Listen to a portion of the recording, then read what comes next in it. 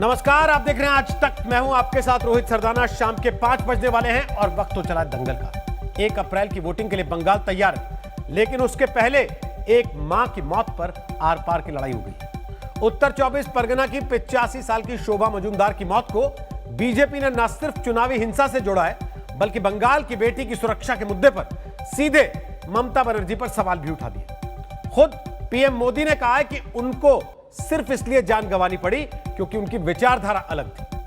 आपको याद दिला दें कि 27 फरवरी से शोभा मजूमदार का घायल चेहरा बीजेपी के चुनाव अभियान का हिस्सा था। उस दिन कथित तौर पर उन पर टीएमसी के लोगों ने हमला किया था। हालांकि टीएमसी शोभा मजूमदार की मौत को लेकर उल्टे बीजेपी पर पलटवार करती है और बीजेपी के सामने यूपी के हाथरस कांड को रख रही है। इसलिए आज मुद्दा है कि क्या दूसरे चरण के चुनाव में बेटियों के नाम पर बंगाल वोट करेगा? क्या ममता बनर्जी को शोभा मजूमदार की मौत का खामियाजा भुगतना पड़ेगा? मौत पर खेला हो गए। पहले रिपोर्ट देखिए, उसके बाद बताते हैं आज दंगल में हमारे साथ कौन कौन से मेहमान हैं। बंगाल में जब दूसरे चरण के चुनाव का काउंटडाउन शुरू हो गया है, तो एक मां की मौत का चुनावी तनाव है। 85 वर्ष की शोभा मजूमदार अब नहीं रही। ये वही शोभा मजूमदार है जिन पर आरोपों के मुताबिक टीएमसी के कार्यकर्ताओं ने हमला किया था। शोभा मजूमदार का चोटिल चेहरा पिछले 1 महीने से बीजेपी के चुनाव प्रचार का हिस्सा था। बेटी के नाम पर और टीएमसी की कथित गुंडागर्दी के खिलाफ बीजेपी शोभा मजूमदार की हालत को मुद्दा बना रही थी। अब जब उनकी मौत हो गई है, तो प्रधानमंत्री नरेंद्र मोदी से लेकर गृह मंत्री अमित शाह ने टीएमसी के खिलाफ निशाना साधा है। Yesterday in West Bengal, an elderly lady, Shobha Majumdar, lost her life.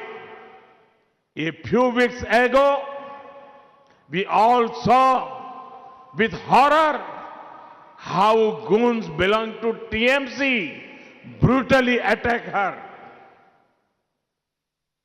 just because her ideology was different. This has been in the news for a long time.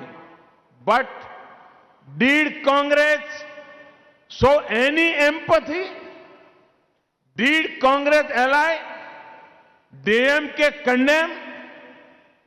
Did DMK's ally, the left, condemn such behavior? And did their friends, TMC, with whom they hold strategy, meets in Delhi, show any regret? शोभा मजूमदार पर जब कथित तौर पर हमला हुआ था, तभी TMC ने इसे उनके घर का झगड़ा बताया था। लेकिन मजूमदार की मौत के बाद घिर गई टीएमसी अभी भी बीजेपी के आरोपों को संदेह के घेरे में खड़ा कर रही है। शोभा मजूमदार की मौत का सर्टिफिकेट डॉक्टर अर्चना मजूमदार ने जारी किया है, जो दमदम उत्तर की बीजेपी कैंडिडेट भी है। लिहाजा टीएमसी को मौका भी मिला है। टीएमसी ने यह सवाल भी पूछा है कि आखिर बीजेपी हाथरस जैसी घटनाओं पर क्यों जवाब नहीं देती। बंगाल का क्या हाल है, तुम्हारा यूपी का क्या हाल है, तुम्हारा हाथरस का क्या है, दिल्ली का क्या है, राजस्थान का क्या है? তখন কি অমিত শাহ মুখে লুকো প্লাস্টার দিয়ে বসে থাকে না ঠুটো জগন্নাথের মতো ফুটকা হয়ে বসে থাকে, মুখ দিয়ে কথা বেরোয় না? इस बीच डेथ सर्टिफिकेट जारी करने वाली बीजेपी कैंडिडेट अर्चना मजूमदार के मुताबिक उन्हें ऐसा करने का पूरा अधिकार है। Her death had nothing to do with the incidence of altercation between her son Gopal and the Trinamool Congress worker. West Bengal is ruled by such a government where the mother, 80 years old, was subjected to killed, murdered only for the reason because her son is doing Bharatiya Janata Party. Bengal में चुनावी हिंसा का मुद्दा लंबे समय से है, लेकिन कथित चुनावी हिंसा में एक मां की मौत ने इस मुद्दे की संवेदनशीलता बढ़ा दी है। पॉल साहा के साथ प्रेमा, कोलकाता, आज तक। तो आपको बता दें कि दंगल में आज हमारे साथ सौरभ सिकदर हैं, वो प्रवक्ता है बंगाल बीजेपी के। हमारे साथ मनोजीत मंडल हैं, वो तृणमूल कांग्रेस के नेता हैं। हमारे साथ सुप्रिया श्रीनेथ हैं, वो कांग्रेस पार्टी की प्रवक्ता हैं। और हमारे साथ संगीत रागी हैं, जो दिल्ली यूनिवर्सिटी में पढ़ाते हैं, राजनीतिक विश्लेषक हैं और संघ से जुड़े हुए हैं, आरएसएस से जुड़े हुए हैं। आप सबका स्वागत है दंगल में। सबसे पहले मेरा सवाल सौरभ सिकदर आपसे है। प्रधानमंत्री दक्षिण भारत में बोलते हैं तो तृणमूल कांग्रेस पर निशाना आता है शोभा मजूमदार का नाम लेकर, जबकि टीएमसी लगातार उसी मामले को लेकर आपको बंगाल में घेरती रही कि आप लोग जहां जहां जब जब किसी की मौत देखते हैं तो उसके घर पहुंच जाते हैं, यह बताने के लिए कि यह तो हमारा आदमी था। देखिए, ये मौत का खेल जो तृणमूल कांग्रेस 10 साल से खेल रहा है और पिछले पंचायत चुनाव के बाद से जो ये खेल में इसका एकदम अति हो गया है, तो ये तृणमूल कांग्रेस तो खून की राजनीति जिसका निर्वाचन जीतने का आधार बनाने जा रहा है, डरा के धमका के लोगों को दूर रखना चाह रहे हैं और इसका जनाधार तो खत्म हो गया। तो इसीलिए आज लोगों को पहले डराते हैं, फिर धमकाते हैं, उसके बाद भी जो लोग नहीं मारते उसको मार देते। 80 साल की एक माँ थी, एक वृद्धा माँ थी, जिन्होंने मरने से पहले उसने खुद मीडिया के सामने बोल के गया है कि मेरा बेटा बीजेपी करता है, हम बीजेपी को सपोर्ट करते हैं, बोल के मेरे बेटे को मारा, मेरे को मारा, और आज इसलिए उनका मौत हो गया। इसके बाद भी ये इस पे चर्चा कैसे कर रहे हैं, इसका विरोध कैसे कर रहे हैं? थोड़ा तो शर्म इसको होना चाहिए कि कितने जान के बदले में ये सत्य में रहना चाहते हैं। अरे आप अगर 10 साल में लोगों को सेवा किया है, लोगों के लिए काम किए हैं, तो आपको ये खून का होली नहीं खेलना होता था। लोग आपके पास से नहीं हट जाते थे। और हमारे लोकसभा चुनाव में जैसे ही हमारा 18 सीट आया है, उसके बाद तो ये बौखला गया है, और बौखलाने के बाद ये सीधा सीधा मार देते हैं। कभी 15 अगस्त को नेशनल फ्लैग उठाने के लिए मार दिया जाता है, कभी पार्टी के मिছিল में झंडा लेके जाने के लिए उसी में गोली चला के मार दिया जाता है सिलीगुड़ी में, कभी सपोर्टर, बेटा सपोर्टर होने के लिए माँ को मार दिया जाता है, एक बच्चे तक को नहीं छोड़ते ये लोग। तो ये दरिंदगी का जवाब जो है बंगाल का जनता देगा, और 2 मई का ये सरकार जाने के साथ ही ये दरिंदगी का अंत। मोनजीत मंडल बोलिए। पहली बात ये है, ये बहुत ही एक दर्दनाक घटना घटी। कल भी मैंने आप ही के चैनल पे था और मैंने बोला हम परिवार के साथ पूरा समवेदना जताते हैं, लेकिन कुछ मैं स्टैटिस्टिक्स आपके पास रखना चाहता हूँ। 27 फरवरी को एक घटना घटी थी, घरेलू झमेला हमने नहीं कहा, फैमिली का दूसरा हिस्सा कहा कि ये घरेलू झमेला है, और उनका जो बेटा है गोपाल शायद नाम है, वो उनकी माँ को पीटती थी। हमने नहीं कहा, दूसरे फैमिली उनका जो जिसका मौत हुआ शोभा मजूमदार, बहुत ही दर्दनाक मौत है, उनका ही जो पोता है वो कह रहे थे। नंबर 1, 1 महीने तक ये मुतरमा अस्पताल में भर्ती थे। 3 दिन पहले, आज से 3 दिन पहले उनका डिस्चार्ज हुआ। अपोलो अस्पताल कलकत्ता में बहुत जाने माने अस्पताल है। मेरा सवाल है, जो डेथ सर्टिफिकेट में लिखा गया है डॉक्टर अर्चना मजूमदार के द्वारा, मैं बाद में आऊंगा वो किस पार्टी का है, सबको पता है। डेथ सर्टिफिकेट में लिखा है death due to internal haemorrhage and injuries. आप मेरे को यह बताओ, जो पेशेंट का डिस्चार्ज हुआ एक अस्पताल में भर्ती होने 1 महीने तक रहने के बाद, उनको का इसी हालत में भेज दिया गया था, घर में भेज दिया गया था। एक कभी नहीं होता, इतिहास में कभी नहीं होता। हम सब अस्पताल में भर्ती होते हैं, किस कंडीशन में हमको घर में जाना जाता है, पूरा लिखा रहता है कि discharge to go home in a stable condition. Death certificate में लिखा है 2 दिन बाद अस्पताल में डिस्चार्ज होने के 2 दिन बाद डेथ सर्टिफिकेट लिखा जाता है due to internal injury and haemorrhage. अब मैं जानना चाहता हूं, हम सब जानना चाहता है, मुतरमा का मौत हुआ कैसे? इंटरनल हेमरेज और इंजुरी घर पे आके तो आके हुआ, या अस्पताल से उसी कंडीशन के 1 महीने रहने के बाद छोड़ा दिया गया? This is point number 1।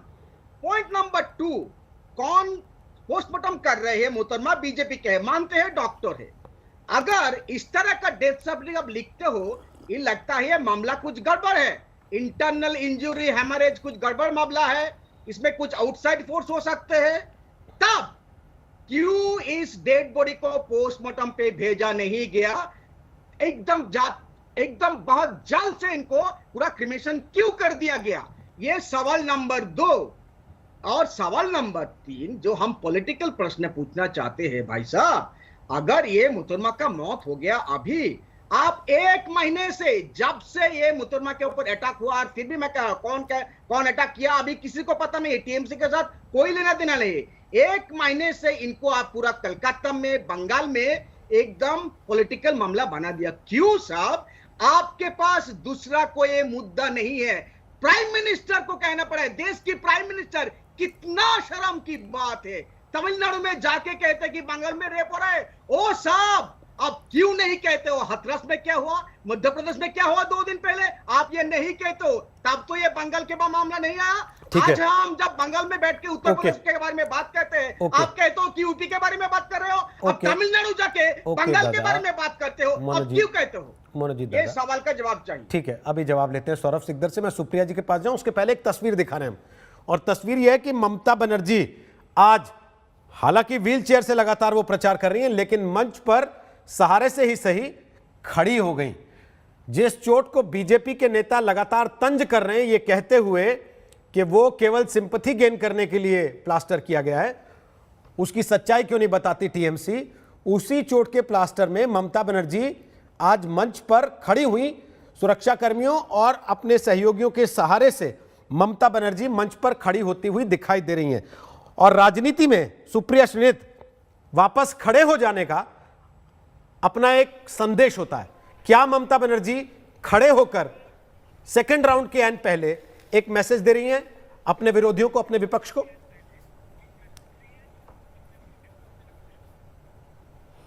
मुझे नहीं पता ममता दीदी क्या मैसेज दे रही हैं, लेकिन मैं एक बात को लेकर बिल्कुल आश्वस्त हूं कि हम सबका सर शर्म से झुक जाना चाहिए। हम अपनी आज़ादी के 75 साल मनाने को तैयार हो रहे हैं, और चुनावों में जिस तरह की रक्त रंजित राजनीति की बात हो रही है, जिस तरह का नैरेटिव की बात हो रही है, फलाने ने हमको धक्का दे दिया, ढिमकाने ने पत्थर मार दिया, किसी ने पैर तोड़ दिया, ये किस तरह की राजनीति की बात हो रही है? राजनीति में जो लोग हैं, हमको मिसाल बनना चाहिए पब्लिक लाइफ में होने के नाते, लेकिन भाजपा ने ध्रुवीकरण करने के लिए कोई रास्ता नहीं छोड़ा है। टीएमसी ने अगर काम किया था तो उसके बारे में वो जरूर ज्यादा बात करते। सच तो यह है कि भाजपा जो हर कीमत पर अपना पताका वहां फहराना चाहती है, वो बंगाल का कल्चर नहीं जानते। वो नहीं जानते कि ईश्वर चंद विद्यासागर की मूर्ति जब भाजपाइयों ने तोड़ी तो गलत किया। वो नहीं जानते कि जब अमित शाह जी बिरसा मुंडा की गलत प्रतिमा पर मूर्ति पहना आते हैं तो वो दिखाते हैं कि उनको बंगाल का नहीं पता था। और मैं एक छोटी सी बात जरूर रखना चाहती हूँ। मैंने पिछले हफ्ते एक प्रेस कॉन्फ्रेंस करी थी, आज तक बीजेपी का ना इस पर कोई स्पष्टीकरण आया ना कोई जवाब आया। एक टेप है, एक ऑडियो फाइल है जो सार्वजनिक रूप से अवेलेबल थी और मुझे उसने बहुत व्यथित किया, इसीलिए मैंने उस पर एक प्रेस कॉन्फ्रेंस करी थी। उस सार्वजनिक रूप से अवेलेबल वीडियो टेप पर साफ कहा जा रहा है कि भाजपा के 2 नेता दिलीप घोष जो उनके प्रदेश अध्यक्ष और जनरल सेक्रेटरी कैलाश विजयवर्गीय के खिलाफ बड़े ही गहरे आक्षेप लग रहे हैं, पैसा लेकर टिकट देने के और कुछ यौन शोषण के मामले। मुझे ऐसा लगता है कि अगर ये गलत चीज है पब्लिक डोमेन में, अगर ये गलत सार्वजनिक रूप से है, तो वो क्यों नहीं इस पर स्पष्टीकरण दे रहे हैं, क्यों नहीं इसके खिलाफ कोई कदम उठा रहे हैं, क्यों नहीं जाकर उनके यहां से कोई कंप्लेन कर रहा है? और अगर वो सही है तो टीएमसी मुंह पर पट्टी बांधकर क्यों बैठी हुई है, क्यों ईसी नहीं जा रही है, क्यों इसके बारे में कंप्लेन नहीं कर रही है? हम तो ये मान रहे थे कि शायद इलेक्शन कमीशन, क्योंकि उनकी सरकार है वहां पर, शायद इलेक्शन कमीशन इसको अपने आप से संज्ञान में लेगी, अभी तक नहीं लिया गया। मेरा अपना मानना यह है कि जिस तरह का ध्रुवीकरण की बातें करी जा रही हैं, जिस तरह की रक्त रंजन की बातें हो रही है बंगाल की राजनीति में, वो अपने आप में एक शर्मनाक चीज है। मुझे लगता है कुछ भी डिस्कस करने से पहले हम सब लोगों को हाथ जोड़ के देश की जनता से माफी मांगनी चाहिए कि आजादी के 75 साल बाद हम बजाय फ्री एंड फेयर इलेक्शंस के, हम तो विश्व की डेमोक्रेसी की क्रेडल कहे जाते हैं, हम बजाय फ्री और निष्पक्ष चुनाव होने के आज हम रक्त रंजित राजनीति को डिस्कस कर रहे हैं। ये किस तरह की बातें हो रही हैं? लेकिन ये तो जवाब सुप्रिया श्रीनित, इस बात का सवाल तो पूछना पड़ेगा ना कि भाई चुनाव तो बाकी राज्यों में भी होता है। ऐसा तो नहीं होता कि किसी के यहाँ कोई आपकी पसंद का झंडा नहीं लगाओ तो उसकी चाय की दुकान उखाड़ दो, किसी के घर पे आपकी पसंद का झंडा नहीं लगाओ तो उसके घर पे टूट पड़ो, किसी के यहाँ का कोई सदस्य आपके अलावा दूसरी पार्टी के लिए काम करता हो तो उसको रास्ते में पकड़ के छुरा घोंप दो या उसको फांसी से टांग दो। ये सवाल तो पूछे जाएंगे ना। ये कह के हर बार तो पार्टियां नहीं निकल सकती, ये तो बंगाल का राजनीतिक कल्चर है। इस बार तो पहले से कम मौतें हो रही हैं, पहले ज्यादा होती थी। नहीं, बिल्कुल नहीं, कोई इसको कहकर नहीं निकल सकता कि ये बंगाल का राजनीतिक कल्चर है। हमारे देश का रेनेसा का प्रदेश रहा है। बंगाल से देश का पुनर्जीवन शुरू हुआ है। रेनेसा हमारे देश से शुरू हुई है। बड़े बड़े चीजें, चाहे वो सती का बैनिंग हो, चाहे विडो रीमैरिज हो, वो बंगाल से शुरू हुई है। बंगाल बहुत आगे है हमारे देश के बहुत सारे राज्यों से, और इसलिए बंगाल जाकर जब भाजपा के लोग पाठ पढ़ाते हैं तो वो गलत करते हैं। अपने गिराबिया में झांकने की जरूरत है। आपने सही कहा कि इस समय राजनीति में इस प्रतिशोध की जगह नहीं है, लेकिन जिस तरह का ध्रुवीकरण की बातें भाजपा कर रही है और जिस तरह की गुंडागर्दी की, कटमनी की बातें टीएमसी के हवाले से आती हैं, टीएमसी के लोगों पर आक्षेप है, मुझे लगता है इन दोनों लोगों को अपने गिरेबा में झांक कर देखना चाहिए। क्या ये 2021 में चुनाव हो रहा है या ये 1921 में ब्रिटिशर्स के अंडर रक्त रंजित राजनीति की बात कर रहे हैं हम लोग? इसका जवाब तो भाई या तो सत्तारूढ़ वहां पे टीएमसी दे सकती है, या यहां से पूरी की पूरी खेप जो जाकर बैठी है बंगाल में वो दे सकती है। मैं सौरभ जी से आपकी बात पे कमेंट लूंगा। सब कुछ के बावजूद रियल इशू पर बात नहीं हो रही है। सौरभ जी जवाब देना चाह रहे हैं। सौरभ जी दे लीजिए, फिर संगीत जी आपके पास आ रहा हूं। बोलिए सौरभ। देखिए, ये बंगाल के जो चुनाव होने जा रहे हैं, परिवर्तन के चुनाव, यहाँ पे ये कांग्रेसी और वामपंथी तो अपना एग्जिस्टेंस को बचाने का लड़ाई लड़ रहे हैं, तो कांग्रेस इसमें क्या बोलते हैं वो ज्यादा महत्व है। लेकिन बात है जहां पे देश का प्रधानमंत्री के ऊपर जब वो उंगली उठाते हैं, तब उसको ये मैं याद दिला देना चाहता हूँ, प्रधानमंत्री जो शोभा मजुमदार मारे गए थे उसका भी प्रधानमंत्री थे, वो पूरा देश का प्रधानमंत्री है। तो बंगाल में जब एक 80 साल का माँ का मौत होता है, उसमें जब प्रधानमंत्री इस पे बात करते हैं तो हमें गर्व है हमारे प्रधानमंत्री के ऊपर। ये कोई परिवार का प्रधानमंत्री नहीं है, देश का प्रधानमंत्री। और दूसरी बात, जो मेरे तृणमूल का सहयोगी, तृणमूल के जो प्रवक्ता है वो जो बोल रहे थे दादा, तो दादा आपको मैं एक चीज बताता हूं। देखिए, डॉक्टर तो मैं हूं नहीं, लेकिन बात यह है कि जिसने ये डेथ सर्टिफिकेट लिखा है वो एक क्वालिफाइड डॉक्टर है। और दूसरी बात है कि उसका खिलाफ अगर आपका कोई कंप्लेन है कि उसने अपना धर्म को नहीं निभाया है, तो उसको तरीका से उसका वो कीजिए, कंप्लेन कीजिए, ना ही कि राजनीतिक मंच पे आके इसको लेके राजनीति करने का कोशिश कीजिए। देखिए, किसी का माँ जो चले गए हैं वो भी होली के दिन चले गए हैं। आप मेरे सवाल का जवाब दीजिए। वो मुतरमा डॉक्टर है, आप ही के पार्टी का डॉक्टर है। हम ये सवाल पूछना चाहते हैं, सीधे सीधे इंटरनल हमारे। हम तो वही बोल रहे हैं, इंजरी हुई कैसे? एक डॉक्टर होने के नाते, डॉक्टर होने की कोई जरूरत नहीं। अरे दादा सुनिए, अरे मंडल दादा सुनिए, डॉक्टर होने के नाते क्या डेथ सर्टिफिकेट नहीं लिख सकते हैं क्या? जिसका 40-45 साल का प्रैक्टिस है वो एक डेथ सर्टिफिकेट नहीं लिख सकते हैं क्या?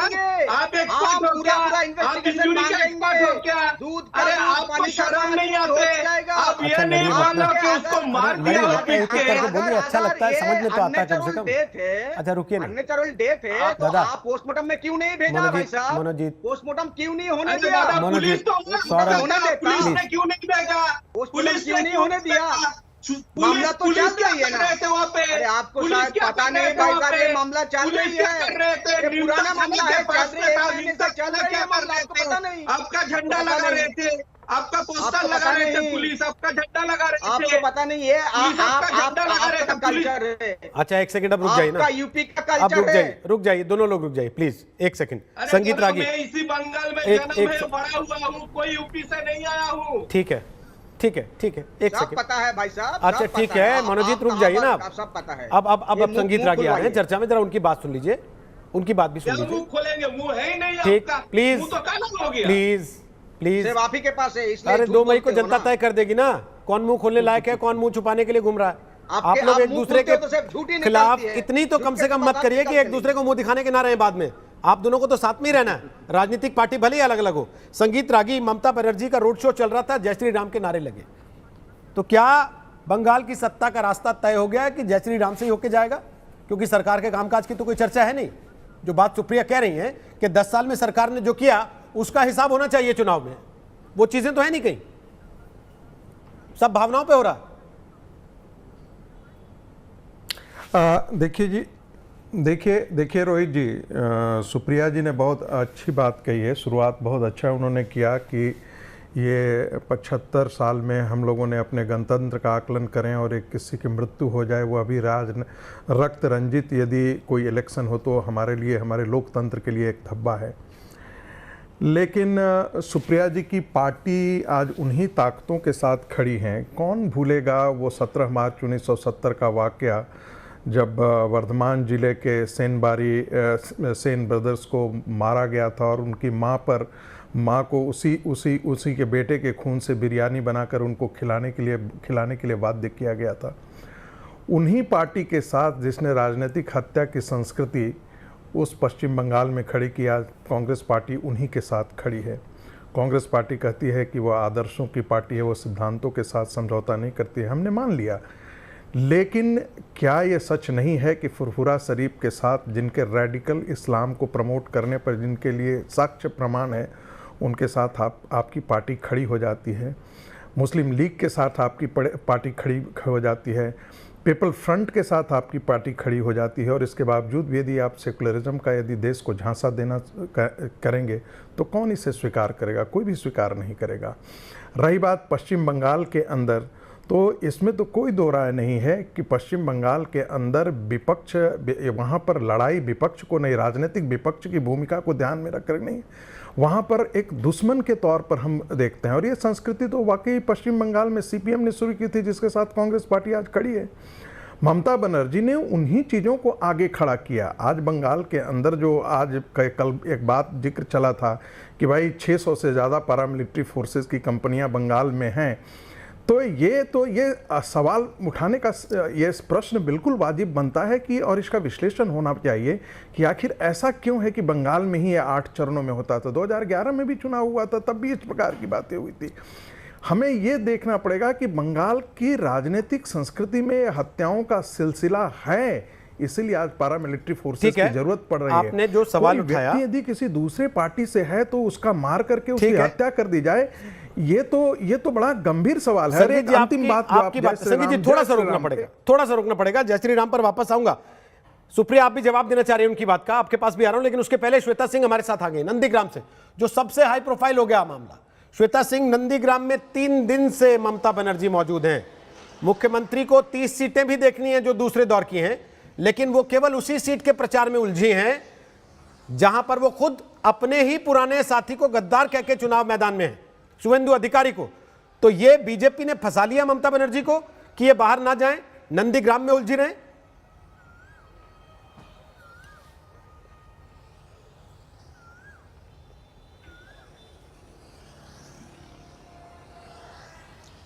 देखिए, सबसे पहले तो ये चीज थी कि जब ममता बनर्जी ने उस चुनौती को स्वीकार कर लिया था कि वो नंदीग्राम से चुनाव लड़ेंगी, तो ये भारतीय जनता पार्टी शायद अपने लिए एक चुनौती के स्वीकार होने से ज्यादा ममता को घेरने के तौर पर ही देख रही थी। आज की तारीख में अगर नंदीग्राम में 3 दिन ममता बनर्जी हैं, तो जाहिर है उनकी सोच तो यह है कि वो यहीं से मैसेज बाकी के सारे क्षेत्रों को दे रही हैं, लेकिन मन में उनके ये चीज तो जरूर चल रही होगी। तृणमूल के बाकी नेता कोशिश कर रहे हैं कि बाकी सीटों पर वो कमी न खले, लेकिन वो ये भी देख रही हैं कि भारतीय जनता पार्टी के तो जितने राष्ट्रीय स्तर के नेता हैं वो सब यहाँ पर आकर कैंप कर रहे हैं नंदीग्राम में, और इसीलिए यहाँ पर वो क्या करें। शुभेंदु अधिकारी पर आरोप लगाने को तो वो इस हद तक जा चुकी है कि बाप बेटा, उन्होंने कह दिया कि जो बाप बेटे की जोड़ी है उसकी वजह से 2007 में यहाँ पर फायरिंग हुई थी। अब नाम नहीं लिया है, लेकिन यहाँ की जो सबसे फेमस बाप बेटे हैं वो दोनों अधिकारी ही हैं, शुभेंदु अधिकारी और उनके पिता। तो ममता बनर्जी कोशिश कर रही है कि यहाँ जो वो प्रहार कर रही है, यहाँ पर जो बातें कह रही हैं कि देखो मुझ अकेली को, मुझ पर किस तरीके से सारे पिल पड़े हैं, अपने उस टूटे हुए पैर के साथ, अपने उस बात के साथ कि मेरे साथ विश्वासघात किया है मेरे अपनों ने ही, वो सारी चीजें कह यहाँ पर रही हैं, लेकिन उनका सीधा संकेत उन बाकी सीटों पर भी जा रहा है। लेकिन उनके मन में ये जरूर चिंता है, और उनको तो शायद इस बात का संतोष भी होगा रोहित कि ये दूसरे चरण में ही ये खत्म हो जाना है, और इसके आगे के 6 चरणों में वो अपने आप को झोंक सकेंगी, नंदीग्राम से बाहर निकल सकेंगी। रोहित, बहुत बहुत शुक्रिया श्वेता, फिलहाल वहां से जानकारी देने के लिए। दूसरे दौर का चुनाव प्रचार खत्म हुआ है और ममता बनर्जी की रोड शो में जय श्री राम के नारे, दूसरी तरफ बीजेपी की तरफ से 84 साल की शोभा मजूमदार का मुद्दा उठा, और बंगाल में दूसरे चरण का चुनाव प्रचार समाप्त हो चुका है। 1 अप्रैल को 30 सीटों पर वोट डाले जाने हैं और सबसे हाई प्रोफाइल मुकाबला होगा नंदीग्राम का। सुप्रिया सुनेत हमारे साथ कांग्रेस से हैं, संगीत रागी हमारे साथ हैं, दिल्ली स्ट्रीम पढ़ाते हैं, सौरभ सिकदर बीजेपी से हमारे साथ है, और मोनजीत मंडल तृणमूल कांग्रेस से हमारे साथ है। सुप्रिया, ब्रेक के पहले बात आप पर छूटी थी, जहां सीधे सीधे कुछ सवाल संगीत रागी ने कांग्रेस पर उठाए। सवाल यह भी है कि कांग्रेस उन्हीं के साथ केरल में खिलाफ चुनाव लड़ रही है और बंगाल में मिलकर चुनाव लड़ रही है। नहीं, ये कोई इतनी बड़ी बात नहीं है। हर प्रदेश की स्थानीय राजनीति देखकर गठबंधन होते हैं। ये भाजपा ने भी पहले किया है, शायद संगीत रागी जी को याद ना हो, तमाम जगहों पर ऐसा होता है। पर क्योंकि उन्होंने कुछ आक्षेप लगाए थे, मैं अपनी ओर से कुछ सवाल पूछ लेना चाहती हूँ। पीडीपी से आपने दौड़कर गठबंधन किया था, आज पीडीपी को तो आप आतंकवादी संगठन घोषित करने पर भी तुल गए हैं। सच तो यह है कि फैजुल्ला नाम के एक व्यक्ति को आपने टिकट दिया जम्मू कश्मीर में, वो 10 साल सजा काट के सरहद उस पार ट्रेनिंग करके आया था। ध्रुव सक्सेना आपकी आईटी सेल का मेंबर था, वो पाकिस्तानी के लिए मुखबिरी करते हुए पकड़ा गया। मसर्रत आलम को आपने प्रिवेंटिव डिटेंशन से रिहा किया और उसने क्या क्या चीज़ों को अंजाम दिया जम्मू कश्मीर चुनावों के पहले। जुबिन शेख का एक घुसपैठिया बांग्लादेश का, वो तो आपका पदाधिकारी तक था महाराष्ट्र में भाजपा का माइनॉरिटी सेल का। और मैं ये पूछना चाहती हूँ, जो लोकल चुनाव हुए थे नागपुर में, उसमें मुस्लिम लीग से सपोर्ट लेकर लोग तक जितवाए थे। भाई श्यामा प्रसाद मुखर्जी जी खुद भी मुस्लिम लीग से सपोर्ट लेकर उप मुख्यमंत्री तक बने थे। अब इस तरह की बातें करना सिर्फ ध्रुवीकरण करने की निशानी है। मैं तो बार बार कह रही हूँ, मुद्दों पर बात करिए। मतलब आप इस बात को कबूल कर रही हैं कि राजनीति में विचारधारा जैसा कुछ नहीं होता, ना इनका है ना हमारा है, मौका परस्ती होती है, जिसको जहां सूट करता है मौका पकड़। नहीं, बिल्कुल कबूल नहीं कर रही हूँ। मैं ये कह रही हूँ नहीं, मैं ये बिल्कुल नहीं कह रही हूँ। मैं ये कह रही हूँ कि राजनीति में जब आप किसी पर उंगलियां तानते हैं तो ये याद रखिएगा आपकी और 4 तनी हुई हैं। ये हमें किस तरह की बातें कर रहे हैं? आप क्या खुद तो गिरेबा इतना गंदा है, खुद तो इतने लालछन लगे हुए, आप हम पर क्या लालछन लगाइएगा? इनकी 4 उंगलियां आपको एक उंगली उठाते समय इनकी तरफ है, इससे मुझे कोई आपत्ति नहीं। आप दोनों एक दूसरे पे उंगली उठा रहे हैं, लेकिन एक थर्ड पर्सन जो आप दोनों को देख रहा है एक दूसरे पे उंगली उठाते हुए, क्या वो ये समझे कि राजनीति में कोई विचारधारा नाम की चीज नहीं होती? दांत खाने के अलग होते हैं, दिखाने के अलग होते हैं, और वो हर राजनीतिक पार्टी पे लागू है, चाहे वो देश की सबसे पुरानी पार्टी हो या फिर देश की सबसे बड़ी पार्टी हो। देश में आज हर वो व्यक्ति जो हमें देख रहा है उसको ये जरूर पूछना चाहिए कि अमित शाह जी बंगाल में जाके हर घर के व्यक्ति को सरकारी नौकरी प्रॉमिस करते हैं, लेकिन 7 साल से पूरे देश में बेरोजगारी के साथ क्या किया है इसका आंकड़ा नहीं बताते हैं। 7 साल से पूरी तरह से अर्थव्यवस्था क्यों ध्वस्त कर दी, इसकी बात नहीं करते हैं। 7 साल से लोग क्यों बेरोजगार हो रहे हैं, अपराध क्यों बढ़ रहे हैं, इसके बारे में बात नहीं करते हैं। मैं आज लखनऊ में हूं और संयोगवश यहाँ के मुख्यमंत्री बंगाल में जाकर राम राज्य की बात कर रहे हैं। दैहिक दैविक भौतिक तापा, राम राज नहीं काहू व्यापा। अपने उत्तर प्रदेश में आकर देख ले महिलाएं कितनी सुरक्षित है, किस बेधड़क तरीके से अपराध बढ़ रहा है और कितनी निरंकुश पुलिस है जो पीड़ित के साथ खड़े रहने के बजाय जो कठोर व्यक्ति होता है उसके साथ खड़ी हो जाती है, निर्ममता के साथ खड़ी होती है। तो ये लोग क्या बात करेंगे सुशासन की? सच तो ये है कि अगर दीदी ने भी ढंग से काम किया होता, रोजगार बनाया होता, स्वास्थ्य और शिक्षा की बात करी होती, तो वो भी आज डंके की चोट पर उस पर चुनाव लड़ती। ठीक है, दिक्कत की बात ये अभी भी सेकंड फेज में भी मुद्दों की बातें ना भाजपा कर रही है ना टीएमसी कर रही है। चलिए, विचारधारा पे सवाल आया तो अब मुद्दों का जिक्र आया है, कम से कम ना दे। ठीक है, आपके तो दामन इतना गंदा है कि आप कुछ बोल नहीं पाएंगे। ओके, संगीत रागी जवाब देना चाहते हैं, फिर सौरभ जी से जवाब लेता हूं आपके सवाल का। संगीत रागी बोलिए और फिर सौरभ और मोनजीत आएंगे। बोलिए संगीत जी। देखिए, 2 बातें बहुत छोटी छोटी टिप्पणी करूंगा। भारत विभाजन के लिए मुस्लिम लीग को जिम्मेदार न ठहराने की कवायद स्वयं प्रधानमंत्री जवाहरलाल नेहरू जी ने कॉन्स्टिट्यूएंट असेंबली में कहा था। उन्होंने उसके सारे अपराध से मुस्लिम लीग को मुक्त कर दिया था।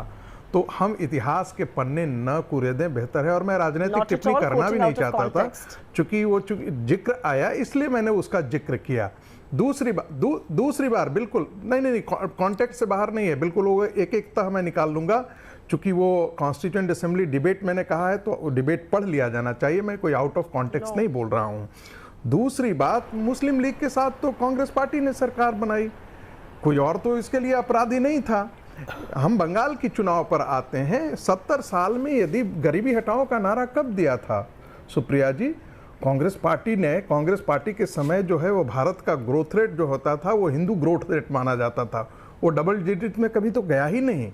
जिन जिन और खास करके गांधी परिवार के जब सत्ता में रही तो बिल्कुल ही नहीं गया। तो हमको इन सारे डिबेट से बाहर आ जाना चाहिए। मुझे लगता है कि ये सच्चाई है। आप तो पढ़े लिखे आदमी सर सुनिए ना, वो गांधी परिवार था। हिंदू रेट वो नहीं मैं पूछ रहा हूँ। हाँ तो आप एक्सेप्ट कीजिए ना कि वो गांधी परिवार सत्ता में था, वो एक्सेप्ट कर रही है ना आप तो। नहीं मैं तो आपसे पूछ रहा हूँ कि वो इसका मतलब आप एक्सेप्ट करती है ना कि वो श्रीमती सोनिया गांधी और राहुल गांधी सरकार चलाते थे। मनमोहन सिंह वाकई बौने और मौने प्रधानमंत्री थे। मैंने हस्तक्षेप नहीं किया था, मैं तो एक सवाल आपसे पूछ रहा हूँ। इसका मतलब है कि आप मानती हैं कि 10 साल की जो मनमोहन सिंह सरकार ने चलाया नहीं था, वो सोनिया गांधी और राहुल गांधी की सरकार थी, वो मौने और बौने प्रधानमंत्री थे। ये स्वीकार कर लीजिए। हम आगे बढ़ते हैं। आप तो मानेंगे नहीं क्योंकि आगे बढ़ते हैं मैडम, आगे बढ़ते हैं। बंगाल पे आ जाते हैं। बंगाल के चुनाव में आप 5% से 7% के आसपास आपका वोट है। इसलिए बंगाल की राजनीति में देखिए ध्रुवीकरण के बारे में बात नहीं करेंगे। रोहित जी मैं बोल सकता हूं क्या? मैं रोहित जी मैंने हस्तक्षेप नहीं किया। ध्रुवीकरण तो ये ध्रुवीकरण तो कि जब आपने बोला उन्होंने सुना तो उनको सुन लिया जाए, उनको सुन लीजिए। उसके बाद सौरभ सिकदर से पूछ रहा हूं आपका सवाल। सुन रहे हो सौरभ और मोनोजीत दोनों से आपका सवाल था, दोनों से पूछ रहा हूं। संगीत रागी पूरा कीजिए। रोहित जी मध्य प्रदेश में सबने देखा था कि कमलनाथ जी ने मुसलमानों की सभा में बैच करके कैसे कहा था कि आप लोग 70% से ज्यादा आप बाहर निकल के हमें वोट देंगे तभी हम जीत पाएंगे। ठीक है। कैसे एक आर्क बिशप के सहारे एक पत्र जारी किया जाता है कि कांग्रेस पार्टी को 2019 के चुनाव में वोट दो, और यह काम आज से नहीं चल रहा है। ये स्वतंत्रता के पश्चात हमेशा कांग्रेस पार्टी ने इन ताकतों का सहारा लिया है। तो ये कांग्रेस पार्टी कहे कि हम इसका ध्रुवीकरण में नहीं विश्वास करते हैं, ये बिल्कुल गलत है, ये बिल्कुल वाजिब बात नहीं है। अब जरा मैं मनोजीत मंडल, जो बात सुप्रिया सुनीत ने पिछले कमेंट में कही, मनोजीत मंडल, संगीत जी थोड़ा रुकिए प्लीज। मनोजीत मंडल वो कह रहे हैं ममता बनर्जी ने काम किया होता तो आज ये नौबत ही नहीं आती। 10 साल में काम ही नहीं किया। वो मैडम को कुछ शायद पता नहीं है बंगाल के बारे में, इसलिए वो बोल रहे हैं। बंगाल इसी जो बीजेपी के जो गवर्नमेंट है जो किसी को अपना श्रेय नहीं देता है, वो कहता है कि 9-10 जगह में बंगाल आगे है सबसे, चाहे वो 100 डेज वॉक हो, मनरेगा हो, चाहे वो MSME हो, चाहे ईज ऑफ डूइंग बिजनेस हो। अरे मैं बार बार ये कहता हूँ, देखिए आप ही का एक चैनल है जिसको हम कभी कभी रिपब्लिक कहते हैं, वो 60 दिन में एक यहाँ पे चैनल बसा दिया है विदाउट एनी हैसल। अभी गाली भी दे रहे हैं हम लोगों को, फिर भी हम कुछ नहीं कहते। आप लोग कहते हो कि यहाँ पर लॉ एंड ऑर्डर नहीं है, एक्सप्रेस फ्रीडम ऑफ एक्सप्रेशन नहीं है। लगातार पिछले 1 महीने 7 मार्च से लगातार वो सब गाली दे रहे हैं, हम कुछ नहीं कह रहे हैं। और 60 दिन में चैनल बस गई, कम से कम 200 लोगों को नौकरी मिल गया। दिस इज कहता है, इसे को कहता है ईज ऑफ डूइंग बिजनेस। हम एक है, नंबर 1 है। वो जो सिकदर जी के सरकार है ना, वहां पर उसी ने हम लोगों को प्राइज दिया है। और कन्याश्री तो इंटरनेशनल एक्लेम्ड है। मोहतरमा आप थोड़ा बहुत पढ़ाई कीजिए बंगाल के बारे में। आप नहीं है तो बंगाल में हम जानते हैं, लेकिन आपके जो अध्यक्ष है ना 2 बार जेल जा चुके हैं मैडम जी, सबको पता है। डबल मर्डर केस में अभी तो मामला चल रही है, 2 बार वो अभी लीडर ऑफ द अपोजिशन मान के बैठा है। इसी है देश का हालत है। आप बात करो, ठीक से बात करो, कोई प्रॉब्लम नहीं। ममता दी के साथ आप बनते नहीं, ठीक है, हम मानते हैं। लेकिन जो हुआ है आज, वो जो पुरुलिया बांकुड़ा में जो सभा कर रहे हैं ना, 10 साल पहले, 11 साल पहले लाशों की बरसात होती थे। ममता दी आने के बाद वहां पर डेवलपमेंट हुई है, इसीलिए आप वहां पर सभा कर सकते हो, रैलियां कर सकते हो, चाहे प्राइम मिनिस्टर हो, होम मिनिस्टर हो। This is called development. We believe in development. हमारा काम ही सिर्फ विकास है, और उसी के आधार पर हम चल रहे हैं, इलेक्शन लड़ रहे हैं। तो कोई ध्रुवीकरण हम नहीं मानते। और तो सब त्रिपुरा में अभी इतिहास में मत जाओ, त्रिपुरा में क्या हो रही है, बीजेपी के साथ कौन है सरकार में, एक बात मैं कहना चाहता हूं, उन लोगों का आपस में हो रहा था, ठीक है। बीजेपी के साथ कौन है सरकार में? बात तो बता दीजिए। बीजेपी का अकेला सरकार नहीं है त्रिपुरा में, देख लीजिए। मनोजीत मंडल एक बात तो बता दीजिए। सेपरेटिस्ट फोर्स है, उनके साथ बात तो सरकार बता दीजिए सर। बीजेपी बात करते हैं ध्रुवीकरण। एक बात तो बता दीजिए, त्रिपुरा अगर आपका काम इतना मजबूत रहा है कि आपको पूरा विश्वास है, जनता आपके साथ है। ममता बनर्जी पिछले 3 दिन से नंदीग्राम में फंसी हुई अपनी सीट बचाने के लिए, लोग कह रहे हैं। अरे बाप रे यार, वो भी वहां जहां आप खुद कह रहे हैं कि गद्दार आदमी था जिसने आपका साथ छोड़ दिया। अभी उत्तर उनको पूजा किया जाए। जो आदमी इलेक्शन डिक्लेयर होने के 1 महीने पहले चला जाता है और बोलते जाते हैं कि 2014 से अमित जी के साथ मेरा ताल्लुका थे, क्या उनका आरती उतारे? उनका आरती उतारे हम? यही है देश की राजनीति। और ये राजनीति करते से बीजेपी, देखिए मतलब आपको लग रहा है ममता जी की सीट फंस जाती है अगर वो नहीं रुकती 3-4 दिन यहाँ? तो अरे हाँ, ममता दी ने शुभेंदु का होल्ड है वहां पर। ममता दी ने रिपोर्टिंग ठीक कीजिए भाई साहब। ममता दी ने पहले कही है कि हम यहाँ से इलेक्शन लड़ेंगे जनवरी महीने में, जनवरी, in the month of January, 25 जनवरी, if my memory is not failing me, 25 जनवरी में कही थी। और आप कह रहे हो कि ममता बीजेपी के एजेंडा पर चल रही है। अरे नैरेटिव हम बनाते हैं, ममता दी बनाते हैं। सौरभ सिकदर, यही चलता है यहाँ। सौरभ सिकदर, देखिए 2 चीज है। एक तो 10 साल का मुख्यमंत्री जिसको अपना केंद्र छोड़ के भागना पड़ा, क्यों ना? लोकसभा में वो अपने वार्ड से, हमारे यहाँ विधानसभा में एक वार्ड का बड़ा महत्व होता है, अपने वार्ड से वो लोकसभा में पीछे, तो वो इसीलिए अपना जो जहां पे वो रहते हैं और अपना 2 बार जहां से विधायक चुन के मुख्यमंत्री बने, वो सीट छोड़ के उसको नंदीग्राम भागना पड़ा। और आज आप ही लोगों ने दिखाया था कि कैसे व्हीलचेयर में चलते चलते आज उठ खड़ी हो गई। और उसके बाद 2 तारीख को जैसे नंदीग्राम का चुनाव हो जाएगा, प्रॉब्लम क्या है? दौड़ अरे नाटक क्यों है ना? प्रॉब्लम नाटक से है, प्रॉब्लम कोई और चीज से नहीं है। वो बैठ के करे, खड़ा होके करे, दौड़ के करे, उसका मर्जी है। भाषा देखिए, यही है आपकी संस्कृति जो है। अरे आप अभी बात कर रहे थे बंगाली हो, किस तरह से बंगाली संस्कृति का आप अपमान करते हो, क्योंकि आपके नाता है इस पार्टी से। चलिए सर, लड़िए मत, पता भी नहीं लड़िए है। मत। इतने महीनों से ये लड़ाई चल रही है, अब तो लड़ाई खत्म करने का समय आ गया ना। जनता वोट देगी और जनता तय कर देगी कि किस पे उनका भरोसा है, किस पे नहीं। जनता तैयार करेगी। अच्छा ठीक है, चलिए धन्यवाद। झगड़ा ही करना तो फिर रहने देते हैं, छोड़ दीजिए। धन्यवाद आप सबका। छोटा सा एक ब्रेक ले रहे हैं, ब्रेक के बाद वापस आते हैं। तो जो सवाल हमने आज आपसे पूछा, आपने क्या जवाब दी वो बताएंगे। तो आज हमने आपसे सवाल पूछा था, क्या बंगाल चुनाव में बीजेपी कार्यकर्ता की मां की मौत ममता बनर्जी पर भारी पड़ेगी? आपके जो जवाब हमें मिले, 78% लोगों को लगता है हाँ, 22% लोगों का मानना है कि नहीं। छोटा सा ब्रेक, आगे हल्लापुर होगा। आप देखते रहिए आज तक। नमस्कार, मैं हूं अंजना ओम कश्यप। हमें उम्मीद है ये वीडियो आपको पसंद आया होगा। लेटेस्ट खबरों के लिए यूं ही देखते रहिए आज तक, और इस वीडियो के पसंद आने पर लाइक, शेयर एंड सब्सक्राइब करना ना भूलें।